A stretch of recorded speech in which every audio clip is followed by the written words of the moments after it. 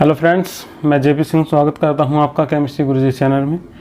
ठीक है, अब हम पढ़ेंगे अपना जो हमारा क्वेश्चन चल रहा था। हमने कल से क्वेश्चन अपना एक शुरू किया है, उस वाले क्वेश्चन को अब हम कंटिन्यू करते हैं और उसकी जो दो हेडिंग थी वे हम कंप्लीट कर चुके हैं। अब हम पढ़ेंगे इसमें हेडिंग थर्ड, एटॉमिक रेडियस। ठीक है, चलिए तो शुरू करते हैं। एटॉमिक रेडियस क्या होता है? क्या आप जानते हैं एटॉमिक रेडियस क्या होता है? कभी आपने 11वीं क्लास में पढ़ा होगा एटॉमिक रेडियस। एटॉमिक रेडियस को अगर आपको याद हो तो इसे रेडियस भी बोल देते थे। ठीक है, कभी इसमें हमने रेडियस भी पढ़ा है। ठीक है, अगर बात करेंगे इसकी, आप इसके जो हिंदी के वर्ड है वो कैसे लिखेंगे, तो हिंदी में से हम बोल देते हैं त्रिज्या, अगर हिंदी मीडियम से आप हो तो।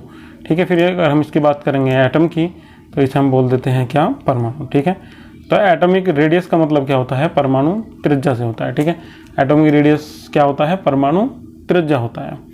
तो अब हम इसे क्लियर करना चाह रहे हैं कि हमारी जो एटॉमिक रेडियस होता है वो एटॉमिक रेडियस रियलिटी में है क्या। चलिएगा मैं समझाता हूँ आपको।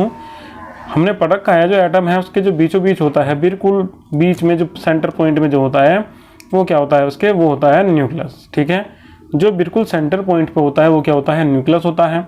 और जो इलेक्ट्रॉन्स होते हैं वो इस न्यूक्लियस के चारों ओर अराउंडिंग में क्या करते रहते हैं?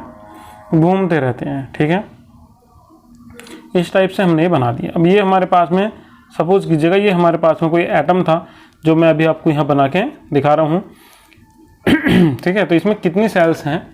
अगर हम सेल्स की बात करेंगे तो ये हमारी 1, ये हमारी 2, ये हमारी 3, ये हमारी 4 सेल्स हैं इसमें। याद रखिएगा, जब सेल्स की काउंटिंग की जाती है तो न्यूक्लियस से ही की जाती है। तो हम जो इसमें जो काउंटिंग कर रहे हैं वो कहाँ से कर रहे हैं? वो हम न्यूक्लियस से ही कर रहे हैं। ठीक है, तो न्यूक्लियस हमारे पास में जो हमने प्लस का सिंबल बना रखा है इसके बीचों बीच, ये हमारा न्यूक्लियस है। इससे ही हम काउंटिंग कर रहे हैं किसकी? सेल्स की। इससे जस्ट जो अगली होगी वो 1 होगी, उससे जो अगली होगी वो 2, उससे अगली 3, उससे अगली 4। अभी तक जितने भी हमारे पास में एटम्स नोन हैं उनमें से जो मैक्सिमम सेल्स हैं वे कितनी है? 7 है। किसी एटम में जो मैक्सिमम सेल्स हो सकती हैं वे कितनी हो सकती हैं? वे हो सकती हैं 7। तो हमने केवल 4 वाला बनाया है। हमें यहाँ केवल एटॉमिक रेडियस समझना है, ज़्यादा कुछ नहीं समझना है। और हम क्लियर भी यही चीज़ करना चाह रहे थे कि जो एटॉमिक रेडियस है वो क्या होती है या रेडियस क्या होता है। तो ये जो हमारे पास में सेंटर पॉइंट है इसका, जिसे हम न्यूक्लियस बोल रहे हैं, यहाँ से लेके इसका जो लास्ट का इलेक्ट्रॉन है, ठीक है, इसमें क्या है? जो बिल्कुल लास्ट में इलेक्ट्रॉन्स का सेल है। ठीक है, यहाँ तक की डिस्टेंस। ठीक है, यहाँ तक की डिस्टेंस, यहाँ से यहाँ तक की डिस्टेंस, ये हमारी डिस्टेंस ही क्या है? ये हमारी डिस्टेंस ही है एटॉमिक रेडियस। ठीक है, इसे हम रेडियस भी बोल सकते हैं। ठीक है, यही हमारी क्या है? एटॉमिक रेडियस, यहाँ से लेके यहाँ तक की जो डिस्टेंस है।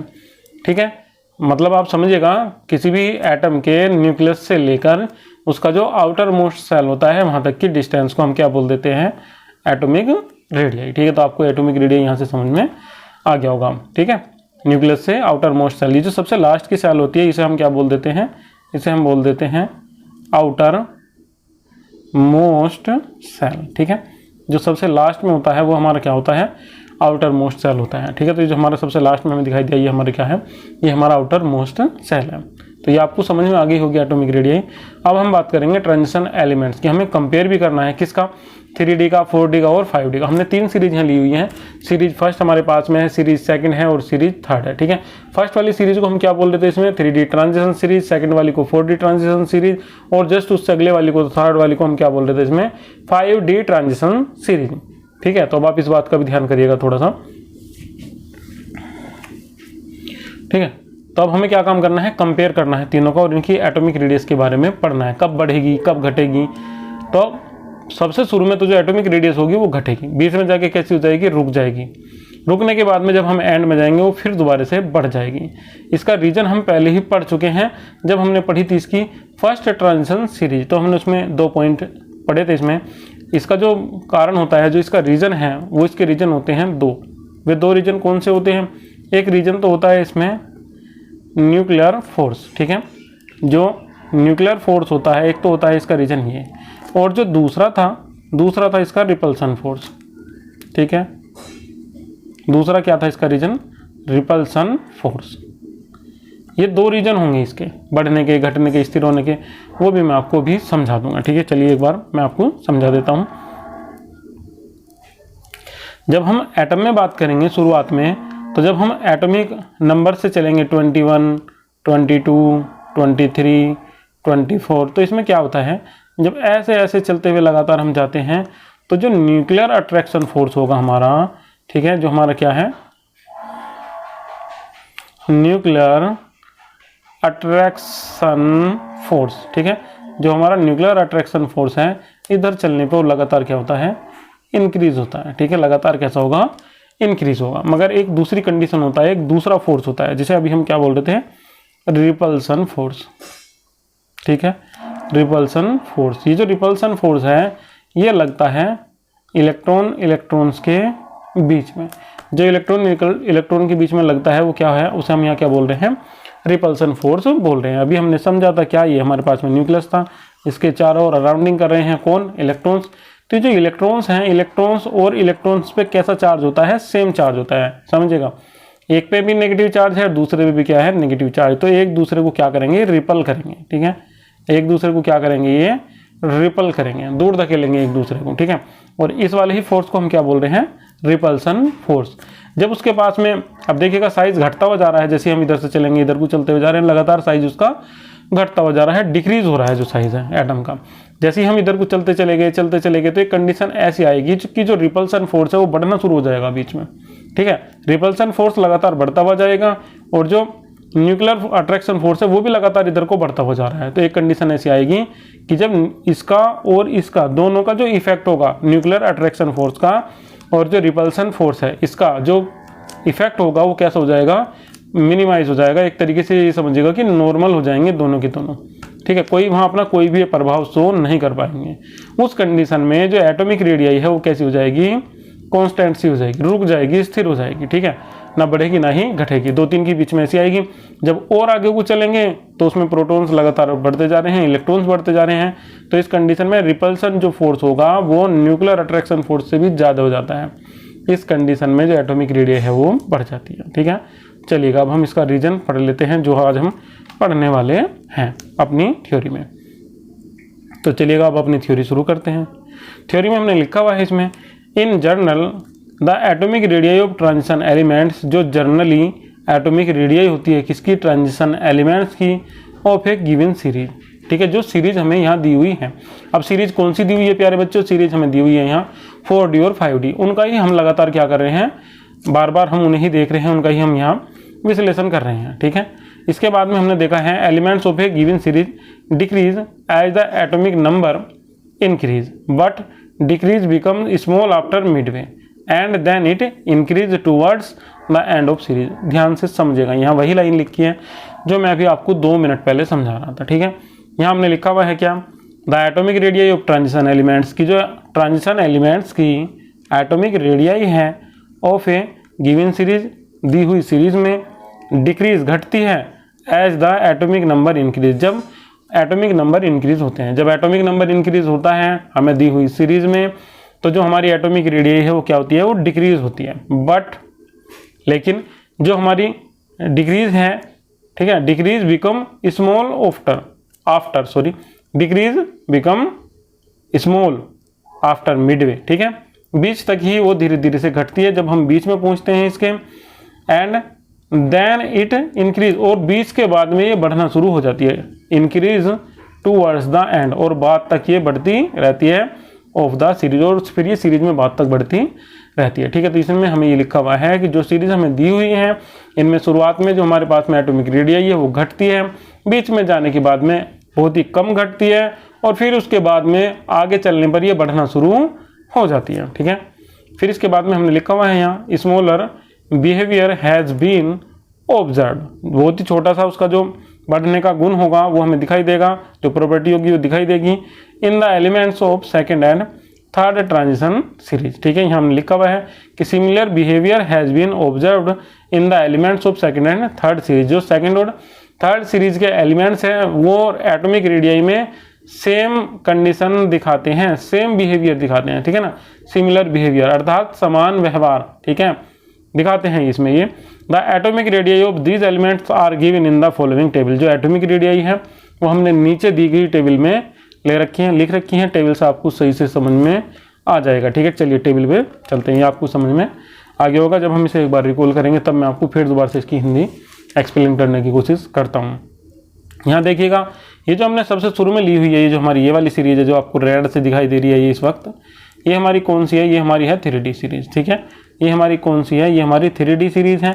ये इसकी एटॉमिक रेडियाई है 1.44, 1.32। अब समझिएगा डिक्रीज हो रही है एटॉमिक रेडियाई। पहले ये सब के सब मास जितने भी आपको यहाँ वैल्यूज रखी हुई हैं, ये सब वैल्यूज किस में है, एंगस्ट्रॉम में। कोई भी वैल्यू है तो एंगस्ट्रॉम में है वो। ठीक है, जहाँ डैश लगा हुआ है इसका मतलब ये है उसकी वैल्यू अभी हमें नोन नहीं है। ठीक है, चलिए देखिए सबसे पहले कितनी है 1.44, फिर 1.32 घट रही है, 1.22 फिर भी घटा, 1.18 घटा, 1.17 घटा, मगर स्मॉल बहुत ही छोटा सा वैल्यू इसमें डिफरेंस हुआ है, 1.18, 1.17 सिमिलर बिल्कुल एकदम 1.6 और थोड़ा सा घटा है, बिल्कुल 1 पॉइंट ही घटा है इसमें से। फिर थोड़े से और आगे चले, फिर 1 पॉइंट और घट गया है, अभी भी केवल 1 ही पॉइंट। अब देखिएगा ध्यान से, पहले बहुत तेजी से घट रहे थे 44 से 32, 22 से फिर 18। अब देखिएगा 0.01 घटना शुरू हो गया। एंगस्ट्रॉम है पहली बात तो। ठीक है, 10 की पावर -10 मीटर। ठीक है, एक एंगस्ट्रॉम बराबर 10 की पावर -10 मीटर, पहले ही बहुत छोटा है। और अब देखिएगा उससे भी 0.01 घटना शुरू हो रहा है, इसका मतलब बहुत ही ज्यादा घट रहा है? बहुत ही ज्यादा घट रहा है ना? नहीं मेरे प्यारे बच्चों, केवल बहुत ही कम घट रहा है। देखिएगा ध्यान से, 8 के बाद में 7 आ रहा है, 6 आ रहा है, फिर 5 आ रहा है। अब ध्यान से देखिएगा, अब फिर दोबारा से बढ़ना शुरू होगा एंड में। ठीक है, तो यहाँ 5 के बाद में कितना आ गया, 7 आ गया। अब ये 2 पॉइंट और बढ़ा, 0.02 पॉइंट ये बढ़ गया, 0.02 एंगस्ट्रॉम वैल्यू क्या हो गई है इसकी, बढ़ गई है। फिर एक बार इसमें ध्यान से फिर देखिएगा कितना हो गया है 25। अब कितनी वैल्यू बढ़ गई है इसकी? ठीक है, अगर आप इसे इसमें से घटाएंगे तो आपको वैल्यू आराम से इसमें मिल जाएगी। कितनी वैल्यू होगी, 0.08 एंगस्ट्रॉम वैल्यू अब इसकी बढ़ गई, अब अधिक बढ़ गया है ये।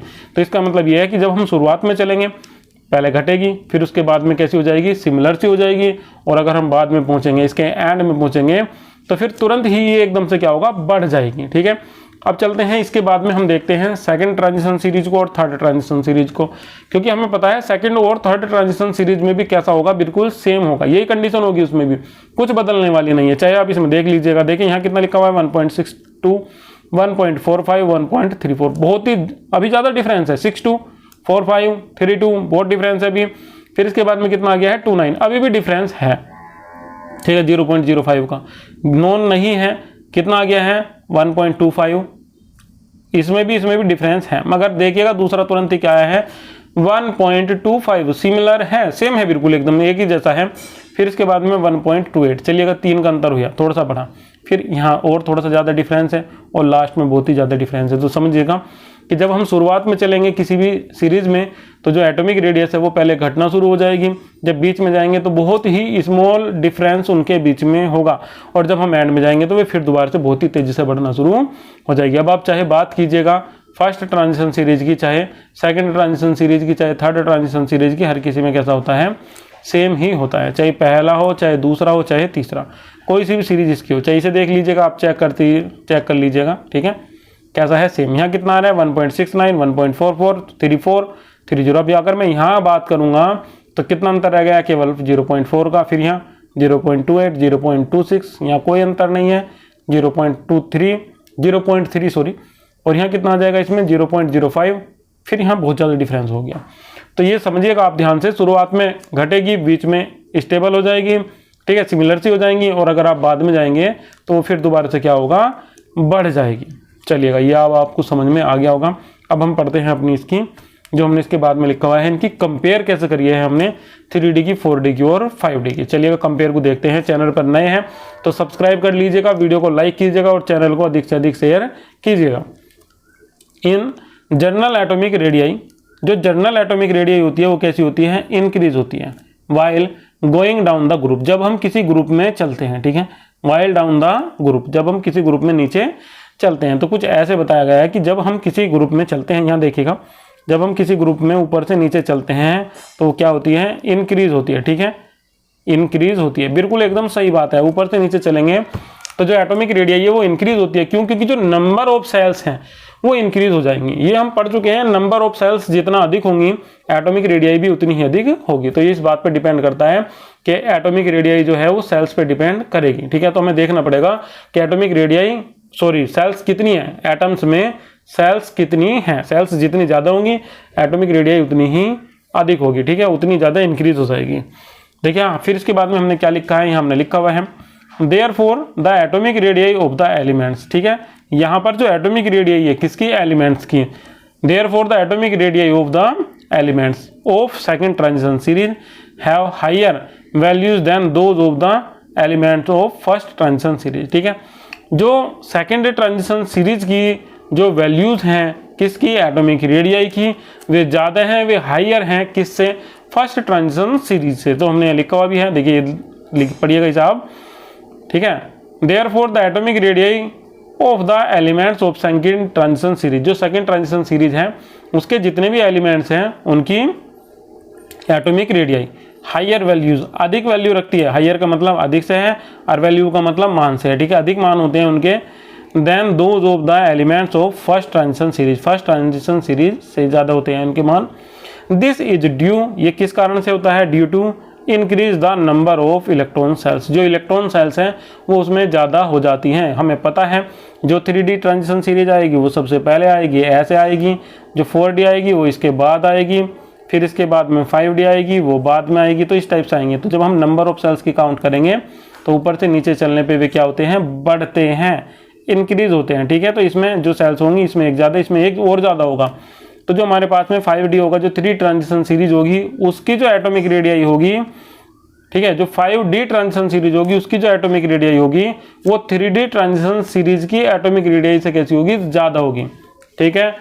फिर इसके बाद में हमने लिखा हुआ है the atomic radii of the elements, जो एटॉमिक रेडियाई होती है किसकी, एलिमेंट्स की, ठीक है, 2 बार लिखा हुआ है, 2 बार नहीं है, of the elements of third transition series except lanthanum have almost the same atomic radii as the elements of second transition series. जो लैंथेनियम होते हैं उनकी जो एटॉमिक रेडियाई होती है वो लगभग सेम होती है किसके, सेकंड ट्रांजिशन सीरीज के जैसी लगभग, ठीक है। दिस इज ड्यू टू, इसका कारण होता है क्या, लैंथेनियम कॉन्ट्रैक्शन, ठीक है, जो लैंथेनाइड संकुचन होता है, जो ठीक है, लैंथेनाइड जो कॉन्ट्रैक्शन होता है जिसे हम हिंदी में संकुचन बोल देते हैं। संकुचन आपको समझ में नहीं आ रहा है तो कोई बात नहीं, आप समझ जाएंगे। संकुचन का मतलब होता है सिकुड़ने से, ठीक है, जैसे कि आपके पास में कोई बॉल थी, बॉल में पहले आपने हवा भरा, हवा भरने के बाद में वो बहुत मोटा सा फूल जाएगी इस टाइप से, फिर आपने उसका धीरे धीरे हवा निकालना शुरू कर दिया तो वो कुछ इस टाइप से सिकुड़ना शुरू हो जाएगी, ठीक है। तो ठीक यही कंडीशन किस में होती है, जो लैंथेनियम एलिमेंट्स होते हैं उनमें भी यही कमी आती है, क्योंकि न्यूक्लियर चार्ज बहुत ज़्यादा बढ़ जाता है और एटॉमिक का साइज बहुत ही लगातार घटना शुरू हो जाता है, जिसे हम क्या बोल देते हैं, लैंथेनियम कंट्रैक्शंस, ठीक है, कंट्रैक्शन। ये आपको समझ में यहाँ से आ गया होगा। चलिए अब चलते हैं अपनी अगली हेडिंग पे, अगले टॉपिक पे। अगला टॉपिक है हमारे पास में एटॉमिक वॉल्यूम एंड डेंसिटी, ठीक है, एटॉमिक वॉल्यूम एंड डेंसिटी। अब आप मुझे ये बताइएगा, जो डेंसिटी होती है तो डेंसिटी का फॉर्मूला क्या होता है, डेंसिटी किसके इक्वल होती है, बताइए, कब ज़्यादा होगी डेंसिटी, कब कम होगी, ठीक है। तो मेरे विचार से तो ये मास अपॉन सरफेस होना चाहिए, ठीक है, मास अपॉन वॉल्यूम लिखिएगा या सरफेस वॉल्यूम लिख लीजिएगा ज़्यादा अच्छा रहेगा, या एरिया लिख दीजिएगा इसका, ठीक है। मास को हिंदी में बोल देते हैं क्या, इसमें भार, और वॉल्यूम को बोल देते हैं इसमें आयतन। और जो डेंसिटी है इसे हम बोल देते हैं, कभी अगर आपने हिंदी मीडियम से पढ़े हैं तो घनत्व बोल देते हैं डेंसिटी। तो आपको यहाँ से ही क्लियर हो जाना चाहिए, ठीक है। जो डेंसिटी है वो डिपेंड करती है किस पे, मास अपॉन वॉल्यूम पे, ठीक है। जो डेंसिटी है वो किस पे डिपेंड करती है, वो डिपेंड करती है मास अपॉन वॉल्यूम पे। अगर मास ज़्यादा हुआ और उसकी जो वॉल्यूम है वो कैसा होगा, कम होगा, वॉल्यूम कम हो मास ज़्यादा हो तो डेंसिटी कैसी होगी, इंक्रीज होगी, ठीक है। फिर हम बात करेंगे किसकी, वॉल्यूम की। तो अगर इस टाइप से चलेंगे, डेंसिटी ज़्यादा होगी तो क्या होगा, अगर डेंसिटी ज़्यादा है तो जो उसकी मास की वॉल्यूम है वो कैसी होगी, कम होगी, जो एटॉमिक वॉल्यूम है वो कम होगी, और जो मास होगा वो कैसा होगा, उसका ज़्यादा होगा। अब हमें समझाना है डेंसिटी भी और वॉल्यूम भी। जब हम चलेंगे किसी सीरीज में लेफ्ट टू राइट, अब हमारे पास में कोई सीरीज है, ठीक है, और सीरीज में हम चल रहे हैं इसमें लेफ्ट टू राइट। अब बताइएगा आप इसमें डेंसिटी बढ़ेगी या घटेगी, सोच के बताइएगा, बताओ डेंसिटी बढ़ेगी या घटेगी, सोच लिया, कमेंट कीजिएगा। अगर आपने सोच लिया तो बताइएगा डेंसिटी बढ़ेगी या फिर घटेगी। चलिए मैं आपको बता देता हूँ, जब हम L2R चलेंगे तो डेंसिटी की भी सेम वही कंडीशन होगी जो कंडीशन किसकी थी, एटॉमिक रेडियाई की। ठीक है, जिस प्रकार से एटॉमिक रेडियाई में, ठीक है, जो बदलाव हुए थे, जो चेंजेस हुए थे, ठीक है, वही चेंजेस किस में होंगे, वही चेंजेस होंगे आपकी डेंसिटी में। क्यों? क्योंकि जब हम ऐसे चलेंगे तो पहले तो जो एटॉमिक रेडियाई थी वो क्या हो रही थी, डिक्रीज हो रही थी। ठीक है, क्या हो रही थी, वो डिक्रीज हो रही थी। फिर डिक्रीज के बाद में क्या हुआ, सिमिलर हुई, एक दूसरे की कैसी होगी, वो सिमिलर। फिर उसके बाद में कैसी हुई, इंक्रीज हुई। ठीक है, इंक्रीज हुई। जब एटॉमिक रेडियाई इंक्रीज होगी तो जो वॉल्यूम है वो इंक्रीज हो जाएगा,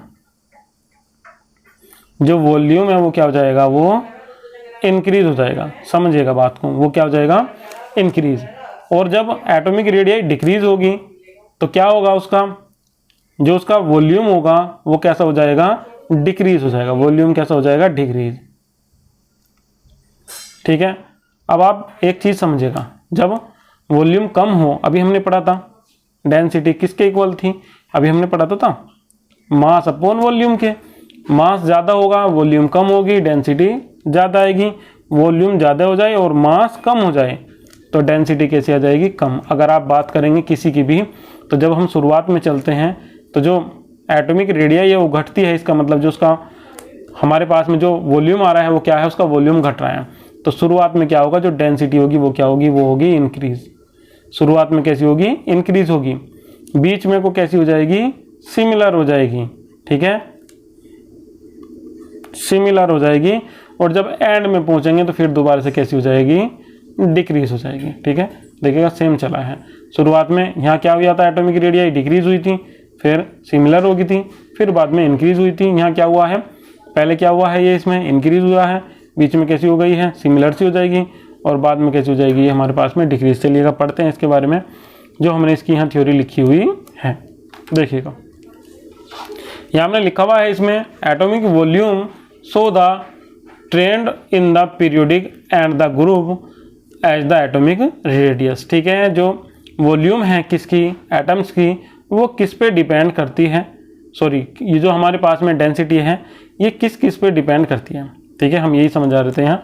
द एटॉमिक वॉल्यूम, जो एटॉमिक वॉल्यूम है वो शो करती है किसे, the trend in the periodic and the in the group as the atomic radii. ठीक है, जो एटॉमिक रेडियाई है, अब आप किसी भी तरीके से समझिएगा, जो एटॉमिक वॉल्यूम है उसी के आधार पे इन्हें रखा जाता है, बेसिस पे रखा जाता है, किसमें, पीरियड्स में भी और ग्रुप्स में भी। या फिर आप इसे ऐसे कह दीजिएगा कि जो एटॉमिक रेडियाई है उसके आधार पे इन्हें रखा जाता है, बेसिस पे रखा जाता है, ग्रुप में भी और पीरियड्स में भी। 10 यहाँ पर जो एटॉमिक वॉल्यूम है वो कैसा होता है, डिक्रीज होता है इन द पीरियड। अगर हम पीरियड में चलेंगे तो जो एटॉमिक वॉल्यूम है वो डिक्रीज हो जाता है, but decrease become small after Midway. मगर जब बीच में हम पहुंचते हैं तो बीच में पहुंचने के बाद में जो उसमें चेंजेस होते हैं वे कैसे होते हैं, बहुत ही स्मॉल होते हैं। एंड देन इट इंक्रीज, और उसके बाद में ये बढ़ना शुरू हो जाता है, इंक्रीज टूवर्ड्स द एंड। फिर ये बाद तक, बिल्कुल एंड तक बढ़ता है, जब तक हमारी सीरीज फिनिश नहीं होती है। सीरीज के फिनिश होने तक, बाद होने तक, ये फिर बाद में ये बढ़ता रहता है। फिर यहाँ हमने पढ़ा इसमें, the density is the ratio of mass. जो डेंसिटी है वो क्या होता है, एक रेशियो होता है किसका, मास का और वॉल्यूम का। ठीक है, मास और वॉल्यूम का जो रेशियो होता है उसे हम क्या बोल देते हैं, डेंसिटी। अगर मास बढ़ा वॉल्यूम घटी तो डेंसिटी बढ़ेगी, वॉल्यूम बढ़ा मास घटी तो फिर डेंसिटी घटेगी। तो फिर इसके बाद में हमने लिख दिया है, so the density first increase. जो डेंसिटी होती है वो शुरू में क्या होता है, इंक्रीज होता है। क्यों? क्योंकि जो एटॉमिक रेडियस है वो घटता है और जो मास है वो उसका बढ़ता है इन द पीरियड। ठीक है, as the atomic mass increase, क्योंकि मास उसका क्या होता है, एटॉमिक मास कैसा हो रहा है, इंक्रीज हो रहा है। एंड द वॉल्यूम डिक्रीज, और जो उसकी वॉल्यूम है वो कैसी हो रही है, वो डिक्रीज हो रही है। बट एट द एंड, पर जब हम इसके बीच में पहुंचते हैं, एंड में पहुंचते हैं, the atomic periods the density decrease. जो इसकी एटॉमिक जो डेंसिटी होती है वो कैसी हो जाती है, वो डिक्रीज हो जाती है, बिकॉज क्योंकि of the increase in the atomic volume. क्योंकि जो एटॉमिक वॉल्यूम है वो कैसी होने लगती है, इंक्रीज। ये मैं आपको शुरू में ही समझा चुका हूँ, इसके शुरू में ही बता चुका हूँ, वहां से ही आप इसे समझ चुके हैं क्या, कि जब हम शुरुआत में चलेंगे तो जो एटॉमिक रेडियस होती है, जो एटॉमिक रेडियाई है, वो शुरू में कैसी होगी, घटेगी। तो एटॉमिक रेडियाई नीचे है, मास ऊपर है, मास बढ़ा है, एटॉमिक रेडियाई घटी। अगर आप इनका रेशो निकालोगे ज्यादा निकल जाएगा। आप 20 तक चले गए तो बीच में क्या होता है, जो एटॉमिक रेडियस होती है, जो जब ये मिडवे में पहुंचती है, बिल्कुल बीच से में को पहुंचती है, तो इसमें बहुत ही स्मॉल चेंजेस होते हैं, छोटे छोटे से चेंजेस होते हैं। इन छोटे छोटे से चेंजेस में क्या होगा, जो एटॉमिक रेडियस होगी वो कैसी हो जाएगी, लगभग सिमिलर सी हो जाएगी। इस कंडीशन में अगर हम मास अपॉन वॉल्यूम निकालेंगे तो सबका कैसा आना शुरू हो जाएगा, लगभग सेम सा। जब हम एंड में पहुंचेंगे तो जो एटॉमिक रेडियस है वो कैसी होती है, उसकी बढ़ जाती है। एटॉमिक रेडियस क्यों बढ़ रही है ये मैं आपको पहले ही समझा चुका हूं। फिलहाल आप समझिएगा कि एटॉमिक रेडियस बढ़ जाती है। जब एटॉमिक रेडियस बढ़ेगी, वॉल्यूम भी बढ़ा, हमने मान ली वॉल्यूम भी बढ़ा है, उसका मास भी बढ़ा है, मगर याद रखिएगा मास इतना नहीं बढ़ा है जितनी उसकी वॉल्यूम बढ़ गई है। ठीक है, मास कम बढ़ा है, वॉल्यूम अधिक बढ़ गई है। जब हम यहाँ रेशो इसका निकालेंगे तो कैसे हो जाएगा, पहले वाले से डिक्रीज हो जाएगा। ठीक है, तो इस कंडीशन में क्या होगा, जो डेंसिटी है वो क्या होगी, घट जाएगी। ठीक है, डिक्रीज हो जाएगी। चलिएगा अब इसके बाद में हम आगे पढ़ते हैं। इसके बाद में हमारी पॉइंट है मेल्टिंग एंड बॉइलिंग पॉइंट्स। जो किसी भी जो हमारे पास में ट्रांजिशन एलिमेंट्स हैं, इनका जो मेल्टिंग या बॉइलिंग पॉइंट्स होता है वो भी डिपेंड करता है डी सब सेल में प्रेजेंट अनपेयर्ड इलेक्ट्रॉन्स पर। ठीक है, जो मेल्टिंग या बॉइलिंग पॉइंट है वो भी किस पे डिपेंड करता है, अनपेयर्ड इलेक्ट्रॉन्स पे, जो डी सब सेल में हमें यहाँ दिए हुए होते हैं। याद रखिएगा, इनकी हार्डनेस भी, इनका कलर भी सब किस पे डिपेंड करता है, डी सब सेल में प्रेजेंट अनपेयर्ड इलेक्ट्रॉन्स पर। ठीक है, चाहे डाईमैग्नेटिक पैरामैग्नेटिक आपको छांटने हो, चाहे इनका जो कलर है वो आपको बताना हो, चाहे आपको इनके मेल्टिंग और बॉइलिंग पॉइंट्स बताने हो, ये सब किस पे डिपेंड करते हैं, ये सब डिपेंड करते हैं इनके डी सब सेल में प्रेजेंट अनपेयर्ड इलेक्ट्रॉन्स पे। चलिएगा पढ़ते हैं इस वाली थ्योरी को भी। इसमें लिखा हुआ क्या है, यहाँ लिखा हुआ है except the elements of zinc group. ठीक है, इस ग्रुप में जिंक्स को छोड़ दीजिएगा। ठीक है, क्योंकि जिंक क्या है, इनका एक एक्सेप्शन है। इसके बाद समझते हैं the melting and boiling points of these elements are high. जो मेल्टिंग और बॉइलिंग पॉइंट्स हैं इन एलिमेंट्स के वे कैसे होते हैं, वे हाई होते हैं। ठीक है, जिंक को छोड़कर जितने भी मेल्टिंग और बॉइलिंग पॉइंट्स हैं वे सारे के सारे कैसे होते हैं, हाई होते हैं। This is due to stronger force that bind their atom together. This is due to stronger force, इसका कारण होता है स्ट्रॉन्गर फोर्स। ठीक है, जिसके कारण ये एटम एक दूसरे से बंधे हुए होते हैं। बाइंड का मतलब बंधे हुए से, जुड़े होते हैं एक दूसरे से। द प्रेजेंस ऑफ वन और मोर अनपेयर्ड डी इलेक्ट्रॉन्स। ठीक है, किसके कारण, डी ऑर्बिटल्स में प्रेजेंट होने के कारण अनपेयर्ड इलेक्ट्रॉन्स के एक या दो या इससे ज्यादा के कारण। ठीक है, are responsible for these force on account of covalent bonding in them. और इन्हीं के कारण ही जो ये अनपेयर्ड इलेक्ट्रॉन्स है, due to unpaired electrons it's forms covalent bond, ये बना लेते हैं कोवेलेंट बॉन्ड। ठीक है, इन डी और जो हमारे पास में डी सब सेल है, इसमें जो हमारे पास में प्रेजेंट है कौन, अनपेयर्ड इलेक्ट्रॉन्स, इनके कारण ये क्या बना लेते हैं, कोवेलेंट बॉन्ड। ठीक है, thus their melting and boiling point increase, जिससे इनका मेल्टिंग और बॉइलिंग पॉइंट कैसा हो जाता है, इंक्रीज हो जाता है। ठीक है, in the number of unpaired electrons with the exception of manganese which seems to have a complex structure. अब आप केवल यहाँ मैग्नीज को भी छोड़ना पड़ेगा आपको। मैग्नीज भी हमारे पास में यहाँ क्या है, एक एक्सेप्शन ही इसका है। ठीक है, जिसके पास में अनपेयर्ड इलेक्ट्रॉन्स है, उसके बाद में भी उसका मेल्टिंग और बॉइलिंग पॉइंट इतना ज़्यादा हाई नहीं है। ठीक है, फिर इसके बाद में आप यहाँ पढ़िएगा, हमारे पास में है tungsten. Tungsten has highest melting points, और इसका जो मेल्टिंग पॉइंट है हाईएस्ट वो कितना होता है, 3410 डिग्री सेल्सियस, 3410 डिग्री सेल्सियस होता है इसका। ठीक है, 3410 डिग्री सेल्सियस भी आप इसे बोल सकते हैं। Among transition elements, transition elements में सबसे ज़्यादा जितनी भी हम सीरीज पढ़ रहे हैं तो इनमें जो हाईएस्ट है वो सबसे ज़्यादा इसी का ही है। ठीक है, 1310 डिग्री सेल्सियस, 3410 डिग्री सेल्सियस। तो याद रखिएगा। और अब आपको मैं बता दूं टंगस्टन का यूज किया जाता है, जो हमारे घर में बल्ब लगे हुए होते हैं उनके बीच में जो गूंज लगी हुई होती है, जिसे हम फिलामेंट तंतु, ठीक है नहीं, फिलामेंट टंगस्टन बोल देते हैं। ठीक है, उसमें जो वो गूंज लगी हुई होती है, जो रिंग सी वो लगी हुई होती है, वो किसकी होती है, वो टंगस्टन की ही होती है। और केवल इतना ज़्यादा हाई टेम्परेचर मेल्टिंग पॉइंट होने के कारण ही टंगस्टन उसमें लगा हुआ रह जाता है। ठीक है, कोई और होता लोहे की रोड लगा देंगे तो वह भी पिघल जाएगी, नहीं चल पाने की।